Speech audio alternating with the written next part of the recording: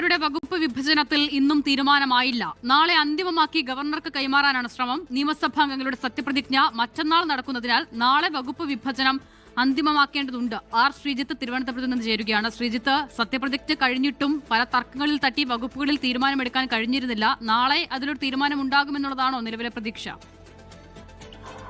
അസുത, ഇന്ന് വൈകുന്നേരത്തോടെ മന്ത്രിസഭയിലെ മന്ത്രിമാരുടെ വകുപ്പ് വിഭജനം പൂർത്തിയാക്കുമെന്നായിരുന്നു നമുക്ക് ലഭിച്ചിരുന്ന വിവരം. എന്നാൽ ഇന്ന് വൈകുന്നേരം രാത്രി 9:30യോടെ മുഖ്യമന്ത്രി വി ഡി സതീശൻ ഈ വകുപ്പ് വിഭജനവുമായി ബന്ധപ്പെട്ട വിവിധ നേതാക്കളുമായി ചർച്ച നടത്തിയെങ്കിലും അക്കാര്യത്തിൽ ഒരു അന്തിമ ധാരണയിലേക്ക് വന്നിട്ടില്ല എന്നാണ് ഇപ്പോൾ ലഭിക്കുന്ന വിവരം. എന്തായാലും വകുപ്പ് വിഭജനം പൂർത്തിയാക്കി അതടങ്ങുന്ന ഫയൽ ഗവർണർക്ക് കൈമാറി ഗവർണർ അംഗീകരിച്ചാൽ മാത്രമേ വിജ്ഞാപനം ഇറക്കാൻ കഴിയുകയുള്ളൂ. ഇതുവരെയും ആ നടപടിക്ക് മുൻപോടിയായിട്ടുള്ള ഫയൽ അന്തിമമാക്കൽ പൂർത്തിയായിട്ടില്ല.